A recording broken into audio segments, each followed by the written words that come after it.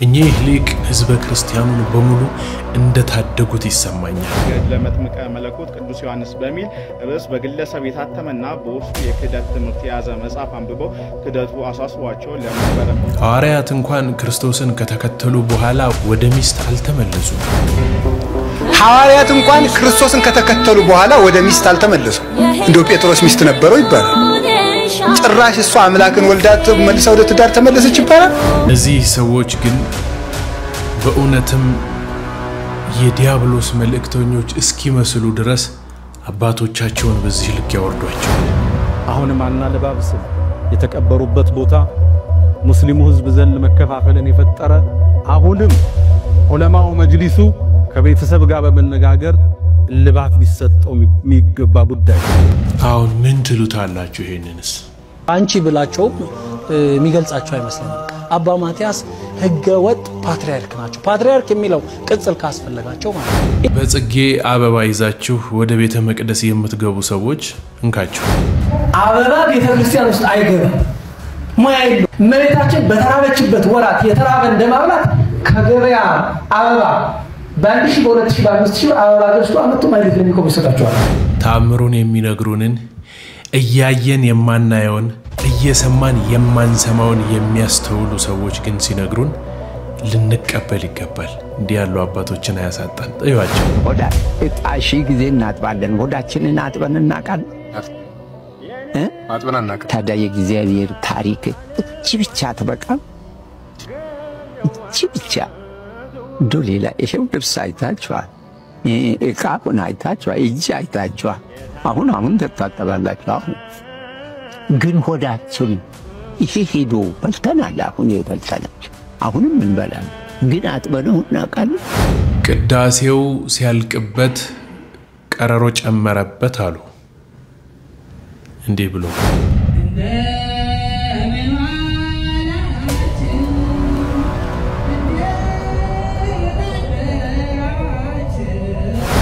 ዘመድኩን በቀነ ለምን በአንዳንድ ጊዜ ይመቸኛል መሰላችሁ? የሚያይበት መንገድ ዘረኝነት ሃይማኖተኝነትን ብቻ ያማከል አይደለም። ወጡ እነዚህኛዎቹም ወጡ። አሁን እኔ ተመልካች ነኝ፣ አያገባኝ። በቃ ባለቤቶቹ ይመለከተናል ብለው ወጥተዋል።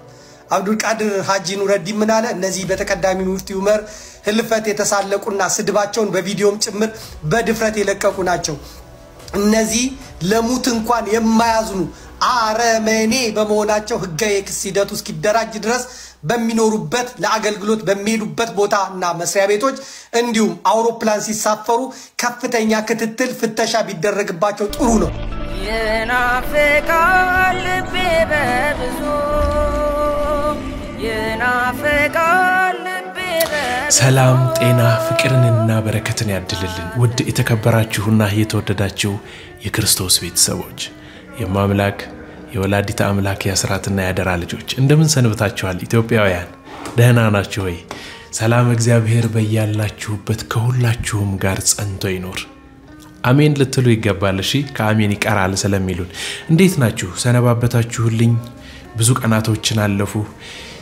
ዘመነ ጽጌም ቆንጆ ሆና ያለፈች እንደው እየጣፈጠች ልታልቅብን 2 ሳምንታቶች ብቻ ቀርተዋል።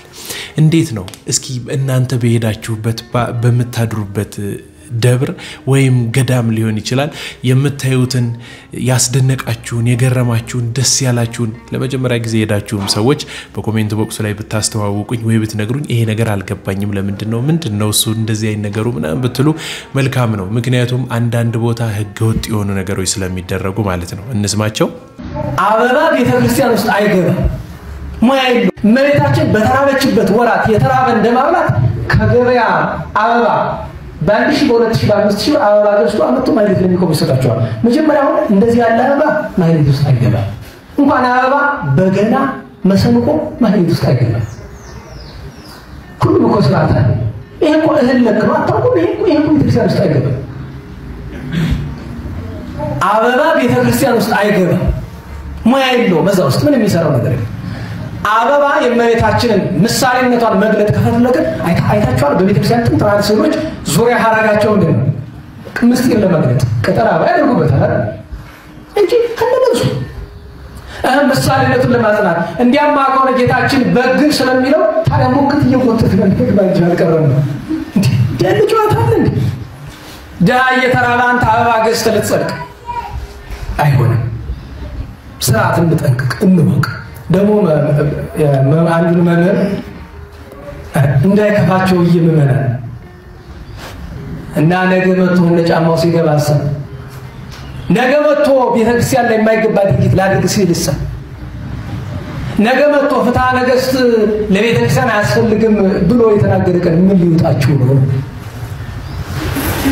በጥቃቅኑ ነገር በሙሉ የማይሆን ነገር አይሆንም። ስተት ከሆነ ስተት ነው። የማይደረግ ነገር አይደረግም። አወቅሽ ሲሏት የካህኑን መጽሐፍ ጠባራገች ብላችሁ እንደምትዘባበቱበት በእኚህ መምህር እርግጠኛ ነኝ።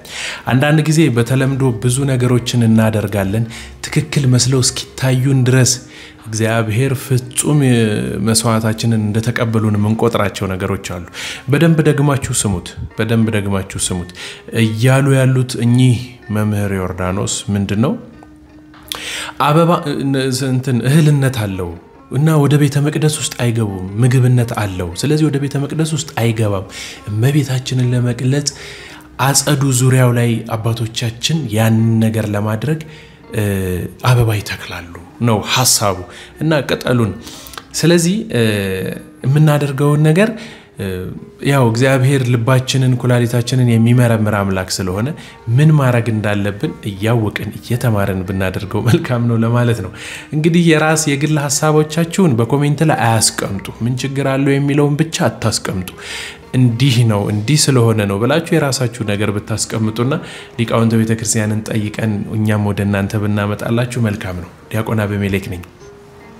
ይህ ቻናል ለመጀመሪያ ጊዜ ወደ እናንተ ከሆነ እየመጣ ያለው ሰብስክራይብ ምትለዋን በተን እየነካችሁ የደውል ምልክቱን ብትነኩ ብዙ የምትማሩበትና ብዙ ነገር የምታተርፉበት ሃይማኖታዊ ሀገራዊ የሆኑ መርሃ ግብሮችን ወደ እናንተ ይዤበት የምመጣው ቻናሌ ነው።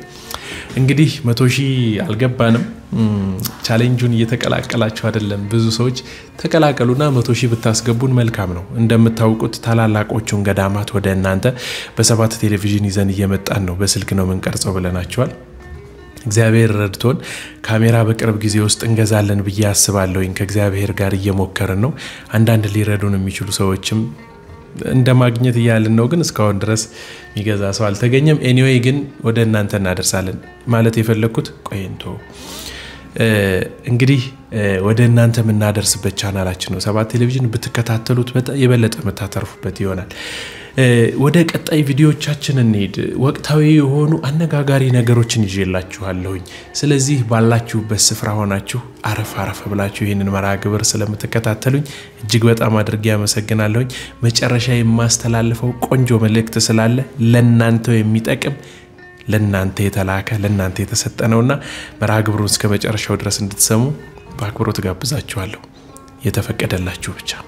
ከኋላ የምትመለከቷቸው አባት የታላቁ ገዳም ደብረ ሊባኖስ አንድነት ገዳም መምህር የቅኔ መምህር ናቸው። መጋቤ ሚስጥር አባ ክንፈ ሚካኤል ይባላሉ። ከ2014 ዓ.ም ጀምሮ ለቅዱስ ሲኖዶስ ደብዳቤ አስገብተዋል። በትላንትናው ዕለት ቅዱስ ሲኖዶስ ምልዓተ ጉባኤ ውሳኔ ሰጥቶበታል። ገድለ መጥምቀ መለኮት ቅዱስ ዮሐንስ በሚል ርዕስ በግለሰብ የታተመና በውስጡ የክህደት ትምህርት የያዘ መጽሐፍ አንብበው ክህደቱ አሳስቧቸው ለመንበረ ፓትርያርክ ጠቅላይ ቤተ ክህነት ደብዳቤ መጽሐፉ ይመርመር ብለው በመጠየቃቸው ቅዱስ ሲኖዶስ መጽሐፉ እንዲወገዝና ከስርጭት እንዲወጣ ያደረጉ እኚህ ታላቅ አባት ናቸው። ኮፒ ሊንክ፣ ሼር፣ ሪፖስት እያደረጉ መጋቤ ምስጢር በእውነት እጅግ በጣም አድርገን እናመሰግናለን። ድንቅ የሆነ ስራን የሰሩት ሃይማኖታችን ኦርቶዶክስ ተዋሕዶ ቤተክርስቲያን በውስጧ እየገቡ የሚያፈልሷት በውስጧ እየገቡ የሚገዘግዟት ብዙ ነገር የሚያደርጉባትን ሰዎች በእንደዚህ አይነት ሁኔታ ተቀተው ስራቸው ተንኮላቸው ተጋልጦ ሲነገር መልካም ነው። እናንተ ሊቃውንተ ቤተክርስቲያን አበው መጽሐፍ ቅዱሱን ዳዊቱን ድርሳኑን ገድሉን 80 አሃዱ መጽሐፉ ሳይቀር ሃይማኖት አበውን አረስንቱን ጠርቼ ለዝለቀው በቃላችሁ ሸምድዳችሁ ትርጓሜውን ይዛችሁ የምትነግሩን የምታስተምሩን የምትተረጉሙልን ሊቃውንት በሙሉ እባካችሁን አሁንም ቢሆን የምታዩትን እጸጽ እየወጣ ያለውን ችግር እንዲቀረፍ እኛም በዛ እንዳንስትበት ብታደርጉ መልካም ነው። ኃላፊነታችሁ ልትወጡ ይገባልና በእውነት ለመጋቤ ምስጢር ቃለ ሕይወት ያሰማልን መጋቤ ምስጢርን እጅግ በጣም አድርጌ ላመሰግን ወዳለሁኝ ምክንያቱም አሁን ባለንበት በዚህ ክፉ ዘመን ላይ እንግዲህ መጋቤ ምስጢር መጋቤ ሐዲስ መጋቤ ብሉይ መጋቤ ምናምን ከሌ የተባለ ስም ቅጽያ እየተሰጠን ነው የምንኖረውና ይህ ትክክል አለመሆኑን በግልጽ የሚያሳዩ ብዙ ነገሮች አሉ ለምሳሌ አንዱ ቃላዋዲው ወይም ተሐድሶ ኢዮብ ይመርን ማያውቅ ኦርቶዶክሳዊ አለ ብዬ አላስብም ምናልባት ማታውቁት ካላችሁ ቃላዋዲ ነው ተሐድሶ ነው ቤተክርስቲያንን ሲበጠብጣት ሲያምሳት ሲሰድባት የነበረ በቅርብ ጊዜ እንኳን ማለት ነው ዩቲዩብ ላይ የገባችሁ እዩ በ5 or 4 መጽሐፍቶችን የጻፈ የተሐድሶ ማለት ነው ለሰንበት ትምህርት ቤቶች መበተን ዋነኛ ምክንያት ሲያበጣብጥ የነበረ ሰንበት ትምህርት ቤቶችን ካህናትን ለምንፍቅና ለተሐድሶነት ሲመለምል ቤተክርስቲያኗን እንደዚህ ባንድ ግሯ ሲያምሳት የነበረ ሰው አሁን ቤተክርስቲያን ገብቶ ካባ ለብሶ የካህናትን መጋቤ ጥበባት ተብሎ ተሹሞ እንዴት ነው ወደ ቤተክርስቲያን ተመለሰ ተብሎ ይቅርታ ተደርጎለታል ከካህናት የተሰጠውን ነገር ተቀብሎ ቀኖናውን ጨርሶ ተመልሷል የሚባል ዜና ሳንሰማ ተቀምጦ ጭራሽ ስብሰባ ላይ ያንድ ጉባኤ አስተባባሪ ሆኖ ጭራሽ ፕሬዘንት አድራጊ ሆኖ ተቀምጧየን አዘመመን ኦርቶዶክሳዊ የሆነ በሙሉ የመጠየቅ መብት አለው እናንተ ማናችሁ ቅዱስ ሲኖዶስ ይጠይቀው ምናምን የምትሉ ሰነፍ ክርስቲያኖች ጥጋችሁን ያዙ በእንደናንተ አይነቶቹ ምክንያት ነው ይሄ በእናንተ ምን ችግር አለው በእናንተ ራሳችሁን ይውጪ ደሙ የሰነፍ ጥቅሳለቻችሁ ኃጢአት የሌለበት በዩገራት ምናምን የምትሉት ማለት ነው ይሄ የሰነፍ ጥቅሳችሁን እዛው ጥግል ያድርጉና መጠየቅ ያለባችሁ ነገር ለምን ብላችሁ ጠይቁ ያቺ ሴት በድንጋይ ኃጢአት የሌለበት ዩገራት የተባለችው ዘሙታ እንጂ ቤተክርስቲያንን በጥብጣ ሰንበት ተማሪዎችን አበጣብጣ ምእመኑን ካህናትን ለምንፍቅና ለተሐድሶነት ስትመለምል ስትቦጠቡጥ ቤተክርስቲያንን በመዶሻ ስትቀጠቅጥ ቆይታ አይደለም ያ ሌላ ነው ይሄ ሌላ ነው ይሄ የሰነፍ ጥቅሳችሁን አቁሙ አንድ ኦርቶዶክሳዊ ቤተክርስቲያን ሄዶ ደስ ሲለው ማመስገን ሲቸገር ማልቀስ ብቻ አይደለም ስራው እማይሆን ነገር ሲሰራ ስታዩ ዛሬ ለምን ብላችሁ ስለማትጠይቁ ይሄው የሚፈጠረው ነገር እዩ ገና ከዚህ በላይም ብዙ ነገር ይከሰታል ብዙ ነገር ማለት ነው ኢዮብ ይመር እንግዲህ በደብዳቤም አልሰማንም ምንም አይነት ጋዜጣዊ መግለጫም ከቅዱስ ሲኖዶስ ወጥቶ አልሰማንም ይቅርታ ጠየቀ በደብዳቤ ቀኖናውን ጨርሶ እንደዚህ የሚባል ነገር አልሰማንም ቁጭ ብሎ ተሹሞ ጉብ ብሎ ነው ያየነው እንዴት ትላንትና ቤተክርስቲያንን ሲያምስ የነበረ ሰንበት ተማሪዎችን ሲበትን ሲያበጣብጥ የነበረ ሰውዬ ቤተክርስቲያንን ጥምቡርኩሷን ሲያወጣት የነበረ ሰውዬ እንዴት አሁን እዚህ መጥቶ ካባ ለብሶ መጋቢ ጥበባት ሊባል ቻለ ይሄንን ከቤተ ክህነት መልስ እንጠብቃለን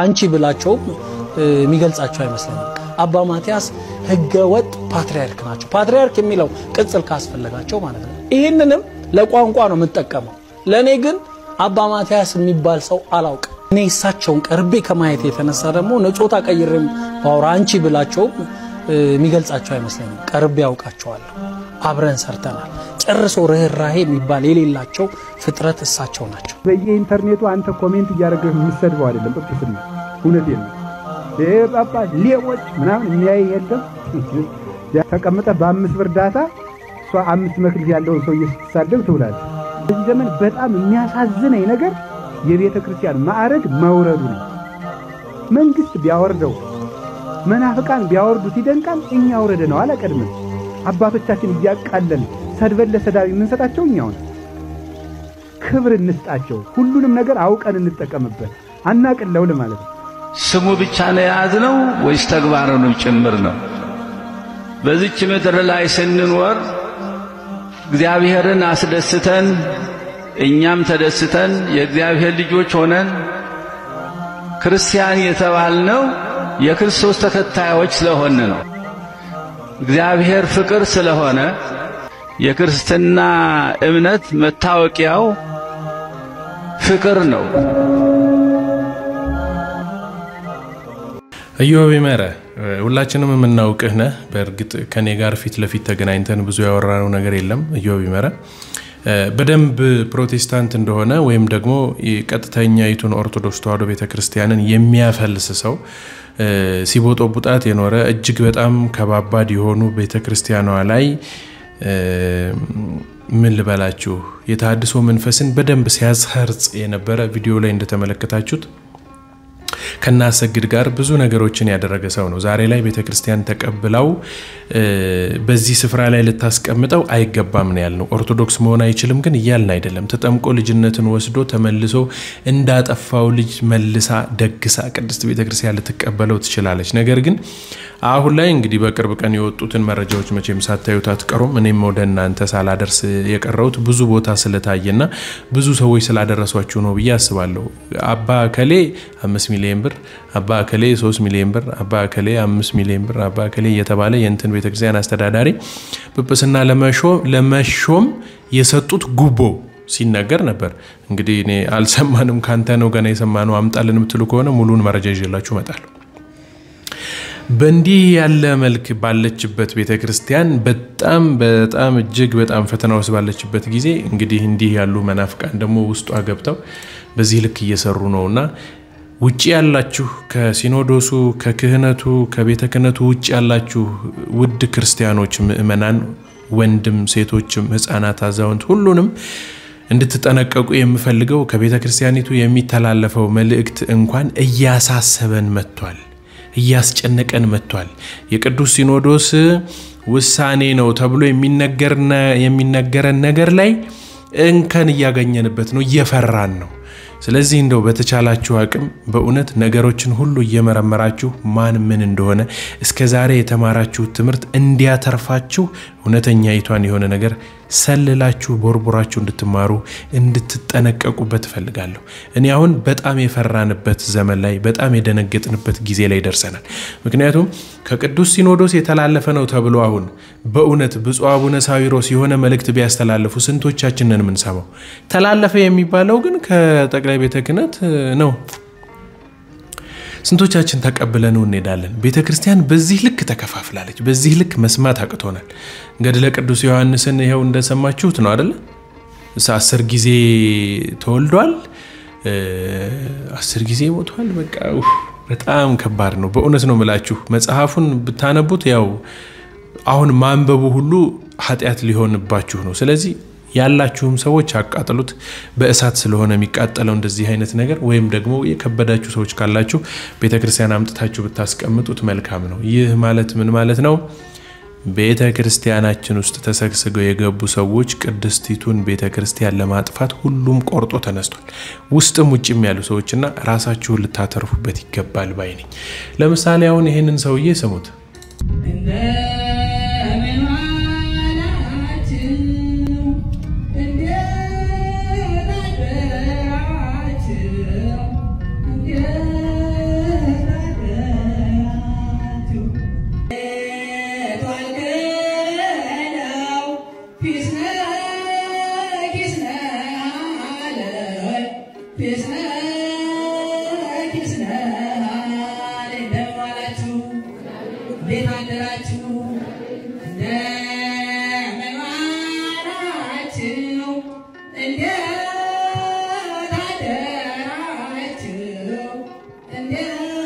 ዶክተር የሚሆነው ዶክተር፣ መምህር የሚሆነው መምህር፣ ሰባኪ የሚሆነው ሰባኪ፣ ዘማሪ የሚሆነው ዘማሪ ነው የሚሆነው። ታቦተ ሕጉን ከኋላቸው አቁሞ በፊት ለፊት እንግዲህ በከተማው ሀገር ወይም ደግሞ የኢትዮጵያ ዋና ከተማ መዲና ከሆነች ከአዲስ አበባ ላይ ተቀምጠው ባህታዊ ተብሎ የሚጠሩ ሰዎች በዚህ ልክ ቤተክርስቲያን ላይ ሲለፋደዱ ማየት በእውነት በጣም ነው የሚከብደው የሚያመው። እንደው ልጆች ይኖራቸዋል፣ ባካችሁን ምከሯቸው። ሁላችንም በቃ ማን ነው ቅድም እኮ ብላለች ልጅቱ ኃጢያት የሌለበት ቢኖር ይውገራት። ለቤተ ክርስቲያናችን ለራሳችን ወገን እኮ አይደለም እንደዚህ ያለው። ማን ንጹህ ሆኖ ነው ታዲያ በፊቱ የሚቀርበው? በእውነት አሁን እኔና እናንተ እንደዚህ በዚች መስኮት ስናወራና ስንነጋገር እኔ ወደ እናንተ ይሄንን መልእክት ለማድረስ ብቁ ሆኜ ነው እንዴ? በጣም ከባድ እኮ። እናንተስ የማስተላልፈውን ቃል እግዚአብሔር የሆነውን ብቻ የመስማት ችሎታ ኖሯችሁ ነው? አይደለም እኮ እንደ ቸርነቱ እኮ ነው እንደ ምህረቱ ነው እኮ ምንኖረው ግን በዚህ ልክ በእግዚአብሔር ፊት ልንዘባበት አይገባም ይሄ ሁሉ ሊቃውንተ ቤተክርስቲያን ባለበት አንዲት ቤተክርስቲያን ውስጥ መቼም ብዙ ስልጣን ያላቸው ሰዎች አሉ አይደል ከታች ከግብረ ድቁና በታች አናጉኒስቲስ ተብሎ ከሚጠራው እታች ጀምሮ እስከ ጵጵስና ድረስ ያሉ ሰዎች አሉ እና ቦታችሁን ብትመርጡ የምታደርጉት ነገር ብታስተካክሉ መልካም ነው ለማለት እንደው መልእክትም ጭምር የያዘች ቪዲዮ ናት እቺ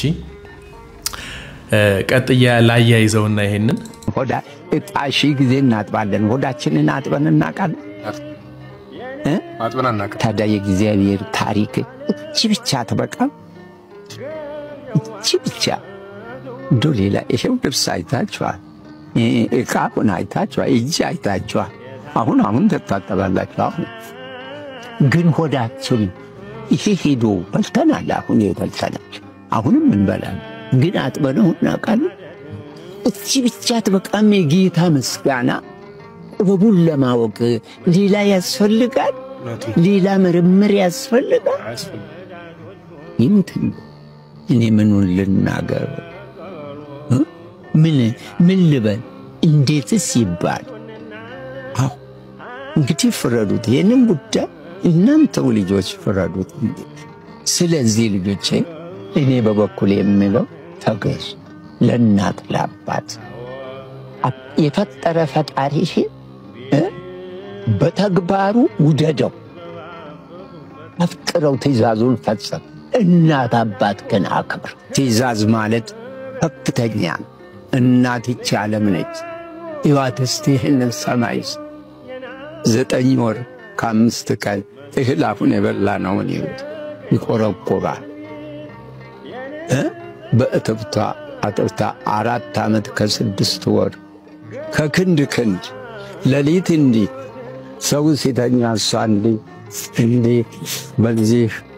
በዚህ ብላ ወገቡን አሸትሸት አርጋ ይበላዋል ብላ እንዲ እንጀርባው አሸት አርጋ አስተኝታ መተኛቱን ሳል ትንሽ ያለበተላለች ብንን ትላለች ትንሽ ያተውክስ ቆየው ልጄ በእድሜ በጸጋ ይጠብቅልን በእውነት ይሄንንም ልጅ በጣም ነው ማመሰግነው ብዙ የገጠር አብያተ ክርስቲያናቶችን ያግዛልና ቆንጆ አቋም ላይ ቆንጆ ሐሳብ ላይ ያለ ልጅ ነው በቅርበት አላውቀውም መታወቁትም ሰዎች ካላችሁ ታስተዋውቁኛላችሁ ያው የአንድ ቤተክርስቲያን ልጆችም አይደለን በሞያም ደግሞ የአንድ መቅደስ ልጆች ነንና ጥሩ ብርታት የሚሆነ ልጅ ነው እግዚአብሔር ያክብረው በጸጋ በእውነት በደንብ ባርኮ ደግሞ ይስጠው እኛ አባትም ለእናት አባታችሁ ታዘዙ ብለው ቆንጆ መልእክት አስተላልፈዋልና ለዛ ነው አያይዤ ያመጣሁላችሁ እንግዲህ ሰሞኑን የሐጂ ሙፍቲ የሙስሊሙ ማህበረሰብ አባት ተብሎ የተጠሩ በጣም ትልቅ አዛውንት አርፈዋል እኛም ባለፈው ቪዲዮዎች ላይ በጥቂት ጣል ለማድረግ ሞክረን ነበር በዚህ ዙሪያ በሳቸው ላይ ወሃቢ የሚባሉት ወይ ደግሞ ከኛ ጋር ከኦርቶዶክስ እንዴት ነው ተሐድሶ ልበላቸው ወይ እንደዛ አይነት ነገር እንዳሉት አይነት ሰዎች ማለት ነው ወሃቢያ ተቃውሞ ገጥሟቸዋል የተቀበሩበትን ስፍራ እንኳን ቀስቅሳችሁ አስነስታችሁ አስወስዱልን የሚል ክፉ የሆነ መንፈስ ያደረባቸው ሰዎች አሉ ዘመድኩን በቀለ በአንዳንድ ነገሮች በደንብ ነው የሚመቸኝና በዚህ ዙሪያ ወራትን ጥቂት ነገር ጣል ላርግላችሁ ጨርሻለሁ አስተው እጅግ አይደል አሁን ስልጣኑን ተካፍለውታል እርግጥ ነው ይሄ የጽንፈኛው የዋሃቢ እስላም ስልጣኑን ተካፍለውታል ብልጽግና ፕሮቴስታንቱ ማይል ተካፍለውታል መሃል ላይ የሚደቀው የጥንታዊው እስልምናና የኦርቶዶክስ ሃይማኖት ናቸው ማለት ነው እነሱ እንደዚህ ሲያደርጉ ምንም የሚባሉት ነገር የለም ማለት ነው አሁን ሼክ ሐጂ ሙፍቲ ከሞቱ በኋላ ግን ነገሩ ፈጦ ወጣ ማለት ነው ነገሩ ፈጦ ወጣ የእስልምና እምነት ተከታዮች አድፍጠው የነበሩት ዝም ብለው የነበሩት በሙሉ መጻፍ ጀመሩ ማለት ነው እነዚህኛዎቹም ወጡ አሁን እኔ ተመልካች ነኝ ያገባኝ በቃ ባለቤቶቹ ይመለከተናል ብለው ወጥተዋል አብዱል ቃድር ሐጂ ኑረዲን ምን አለ እነዚህ በተቀዳሚ ሙፍቲ ዑመር ህልፈት የተሳለቁና ስድባቸውን በቪዲዮም ጭምር በድፍረት የለቀቁ ናቸው እነዚህ ለሙት እንኳን የማያዝኑ አረመኔ በመሆናቸው ህጋዊ የክስ ሂደቱ እስኪደራጅ ድረስ በሚኖሩበት ለአገልግሎት በሚሄዱበት ቦታና መስሪያ ቤቶች እንዲሁም አውሮፕላን ሲሳፈሩ ከፍተኛ ክትትል ፍተሻ ቢደረግባቸው ጥሩ ነው። ለሞተ ሰው እንኳን ካላዘኑ በህይወት ላለ ሊያዝኑ አይችሉም። አሸባሪ፣ አሸበርቲ፣ አራጅ፣ አፈንጂ ናቸው ብለው የጻፉት ራሳቸው ሙስሊሞቹ ናቸው። ሌሎችም ጽፈዋል በዚህ ጉዳይ ላይ ማለት ነው። የዘመድኩን የጻፈው ነገር የለም። ሌሎችም ጽፈዋል። የሌላውን እንመልከት። ሁለተኛ ሳሚ አብድ የሚባል መንግስት ባለበት ህግ ባለበት ሀገር የሰው የግል ነፃነት መዳፈር በሃይማኖት ተቋም ውስጥ ሙታንን ፈንቅላችሁ አውጡ ብሎ እስከ መስበክ የሙፍቲ ጠላትነት ተዘጋጁ የሙፍቲ ወዳጅን በተጠንቀቅ ጠብቁ ከማለት አይተናነስም። ወደ ውከት የሚመራ ንግግር በራስ መሬት መቀበርን የሚከለክል እስላማዊ አስተምህሮ ካለ አምጡ። አይ ሽርክ ይስፋፋል ካላችሁ ለኩም ዲነኩም ወሊ ዲን ለእናንተም እምነት አላችሁ ለእኛም እምነት አለን ብለን እንግዲህ ይሄ በአስቸኳይ መቃብራቸው አስከሬናቸው ይውጣ መጅሊሱ ያስተካክል ስላለ ማለት ነው። እንግዲህ ወሃቢዮቹ አስከሬን ይውጣ ይላል። የሙፍቲ አስከሬን ይውጣ። እሳቸው ደግሞ የሌሎችንም እንዳደረጉ ስለሚያውቁ አስከሬኔን መጫወቻ ያረጉታል። አጽሜን አውጥተው ይጫወቱበታል። መቃብሬን ፈንቅለው መሳለቂያ ያረጉበታል። ስለዚህ እኔ መንግስትን አስፈቅደው በቤቴ ልቀበር ነው ያለው። ይሄ ኡስታዝ ያሲን ኑሩ የሚባለው ደግሞ አፋር ሄዶ 2 ሚሊዮን ብር ከአፋሮች ሰርቆ እና አቡበከር ሽምግልና የገቡበት አጭበርባሪ አጣላይ ሌባ መስጊድ ውስጥ እንዲህ ያለ ይሰብካል። ስሙት ምን እንደሚል ስሙት። አባታችን ሙፍቲን ስናስብ አሁንም አናለባብስም። የተቀበሩበት ቦታ ሙስሊሙ ህዝብ ዘንድ መከፋፈልን የፈጠረ አሁንም ዑለማው መጅሊሱ ከቤተሰብ ጋር በመነጋገር ልባት ሊሰጠው የሚገባ ጉዳይ ነው። ዘመድኩንን ቃላዮት ያሰማሊ ለማለት ፈልጋለሁ። ምክንያቱም በደንብ አርጎ ነው በሃይማኖት ዙሪያ ፕሮቴስታንት እንኳን ቢሆኑ ሙስሊም እንኳን ቢሆኑ ይሄ ፍርደ ገምድ ሊሆነ ነገር ሲከናወን አራ እውነቱ እንዲ ነው ብሎ የመስራት የመሞገት አቅም አለውና ደስ ይለኛል። ዘር አይመርጥም፣ ብሔር አያይም፣ ሃይማኖት አያይም፣ ወደ እውነት የቆመ ነው። ግን ደግሞ ሀገሩንና ኦርቶዶክስ ተዋሕዶ ቤተክርስቲያን ጋር ደግሞ ሲመጡበት ባይኑ መጡ ነው እና ቆንጆ አርጎ ስለዳኘ ስለተናገረ ስለሰዎቹ ማንነት በጥቂቱም ቢሆን እንግዲህ እኚ ትልቅ አባት የነሱ አባት የተከበሩ መልካም ነገር ብቻ ካንደበታቸው ሲወጣ ምን ሰማውን እንዲህ ብለው ሲዘልፉ ስለሰማ ነው እንግዲህ የተከራከረላቸውና እጅግ በጣም አርገን እናመሰግናለን መምህራችን።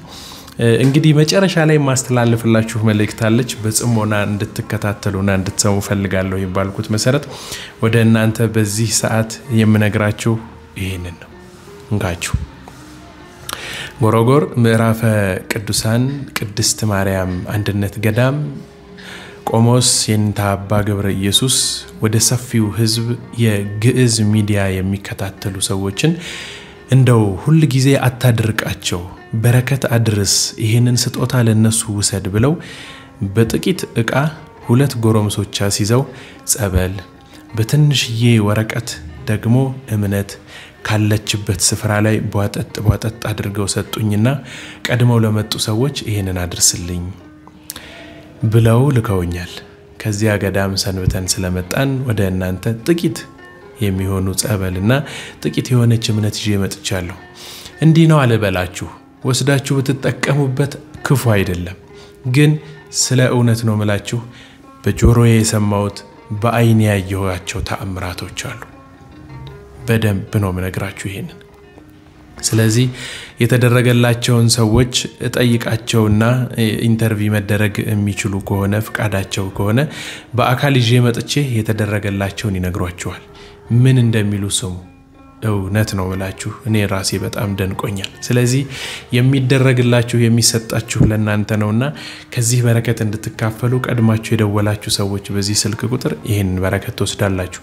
አውሮፓ ሀገር ያላችሁ ሰዎች፣ በኢትዮጵያ ውጭ ያላችሁ ሰዎች ቅድሚያ ብንሰጣችሁ ደስ ይለናል። እናንተም እንደው ሰው ያደርስልኝም ሰው አይቀበለኝም የለኝም ሰው ምናም ባትሉ ጥሩ ነው። እየደወላችሁ ቢያንስ በስማችሁ ተጽፎበት ላው ላይ ይቀመጥላችሁ። አውሮፓ ከሀገር ውጭ ያላችሁን ሰዎች እናበረታታለን ያልኩበት ምክንያት ለማግኘት በጣም ሩቅ ስለሆናችሁ ነው። ሀገራችን ውስጥ ያላችሁ ሰዎች ደግሞ ጉዞ ይዘጋጅና በዛ ጉዞ አማካኝነት ይዘናችሁ ብንሄድ የበለጠውን ብንሰጣችሁ መልካም ነው ብዬ ስላሰብኩኝ ነው። ከዚህ በፊት ጉዞ አዘጋጅተን ነበር። ነገር ግን ቦታው ራቅ ስለሚል ነው መሰለኝ አብራችሁን የሄዳችሁ ሰዎች የላችሁ። ብቻችንን ነው ሄደን ተመልሰን የመጣ ነው። ስለዚህ መሄድ የምትፈልጉ ሰዎች በዚሁ ባስቀመጥኩላችሁ ስልክ ቁጥር እየደወላችሁ ሀገር ውስጥ ያላችሁ እንዲሁም ለመዝናናት ለተወሰነ ቀን ለእረፍት የምትመጡ ከውጭም ሀገር ያላችሁ ሰዎች በዚህ ገዳም ስፍራ ይዣችሁ ሄጄ የምትፈልጉትን ነገር ተናግራችሁ ሆኖላችሁ ትመለሳላችሁ ለማለት ነው። ይሄንን መልእክት ነው ማስቀምጠው። አድማጭ ተመልካቾቼ የኔ አድማጭ የኔ ተመልካቾች ከሆናችሁ ሰብስክራይብ ካደረጋችሁ የደወል ምልክቷን ከተነካችሁ ከሰማይ የወረደው መስቀል አፍሮ አይገባ ተብሎ የሚጠራው በቅዱስ ላሊበላ የሚገኘው ያ ከሰማይ የወረደው መስቀል በእውነት ነው ምላችሁ በሄድኩበት ወቅት እግዚአብሔር ፈቅዶ ተዳስሽው ከዚያ በፊት በባልዲ ውሃ ይዤ ውስጡ ነክሬ መስቀሉን እጥብ አድርገን ለማታገኙት ላልደረሳችሁ ሰዎች ጸበሉን ይዤላችሁ መጥቻለሁ።